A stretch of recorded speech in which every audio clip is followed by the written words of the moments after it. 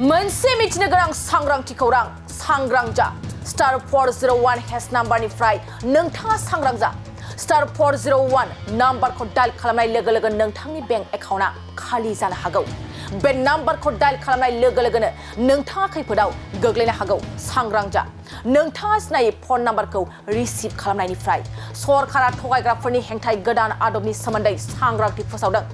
नोंथांनावबो सिनाय मोनै फन नाम्बार फैबाय थादों नामा जुदि नोंथांनावबो सिनायै फन नाम्बारा फन फैबाय थादोंब्ला नोंथाङाबो सांग्रां जा नोंथांनि मबाइल फनाव फन हरनानै नोंथांखौ बायदिसिना नाम्बारखौ डायल खालामनो होयो नामा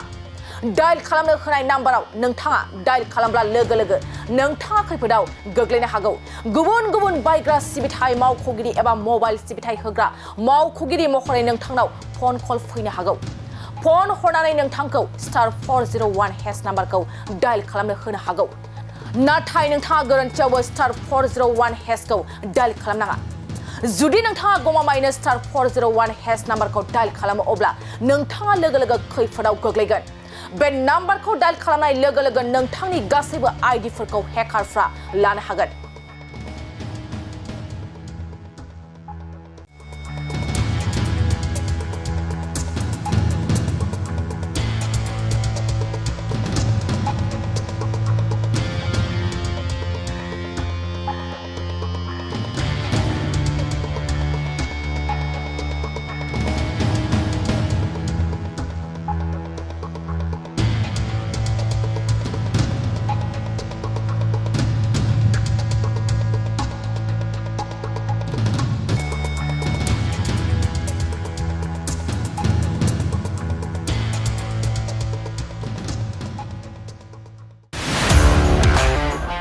सेरफांगुरि बाजार सुरुमा माग बिहु दामाका अफार लाबोदों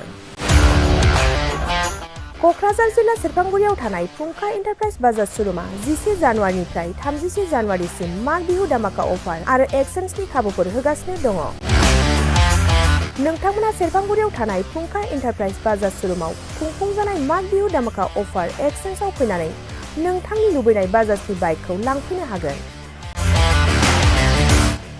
बाजाजनि बाइक सालायनो मोजां मोनग्रा रायजो राजाफोरनो फुंखा एन्टारप्राइज बाजार सुरुमा लोगोसे मोजां अफारफोरबो लाबोदों बेफोरनो जाबाय 90% लन गंनै हेलमेट फ्रि केस होनानै बाइक बायगिरिफोरनो 1000 रां केसबेक हरफिननाय जागोन आरो माग बिहु दामाका अफार एक्सचेन्जजों लोगोसे बाइक बायगिरिफोरनो गांसे ब्लेंकेट फ्रि हरफानाय जागोन